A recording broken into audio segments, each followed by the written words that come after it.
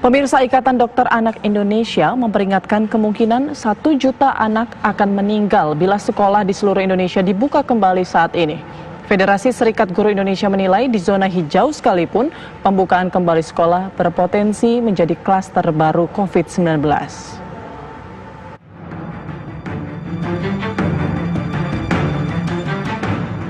Ikatan Dokter Anak Indonesia menentang keras dibukanya kembali sekolah dalam waktu dekat ini.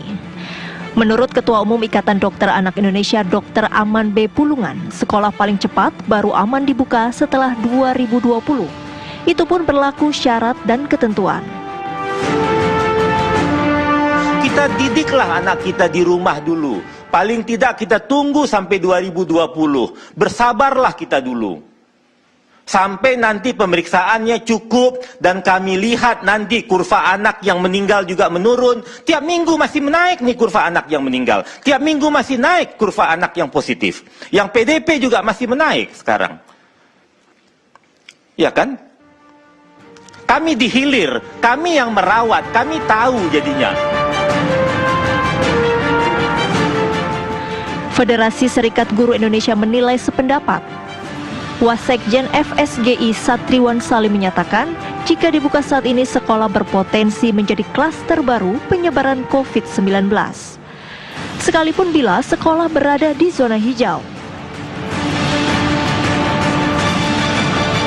Sekolah itu satu hari bisa sampai 1.000 orang yang hadir kan di sekolah.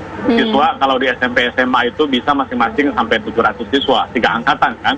Kemudian ada guru 50 sampai 60. Kemudian ada pegawai tenaga kependidikan, ada staf kantin dan seterusnya, bahkan ada orang tua yang mengantar.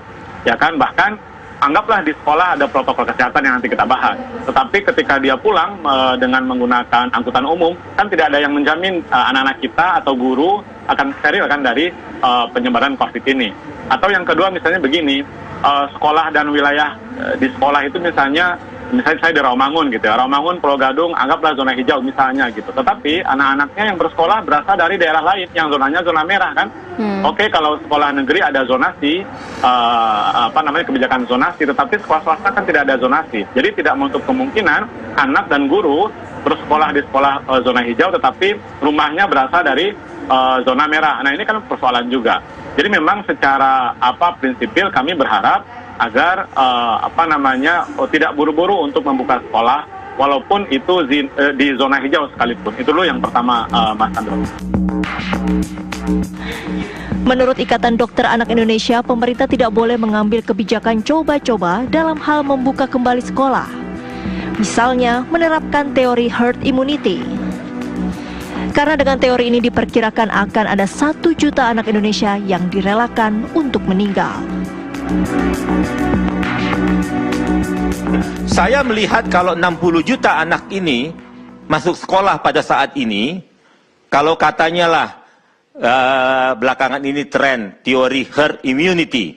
Jadi kalau 60 juta anak ini akan sekolah, kalau kita mau mengambil ini herd immunity, dibutuhkan 50% anak yang sakit. Jadi berarti 30 juta anak akan sakit. Pertanyaan saya, anak siapa yang akan sakit 30 juta ini?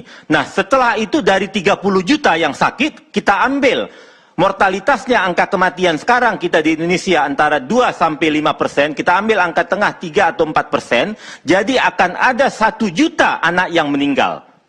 Saya tidak setuju. Anak siapa yang akan meninggal? Bagi kami dokter anak Indonesia, 1 anak meninggal pun tidak boleh. Tim TV One mengabarkan.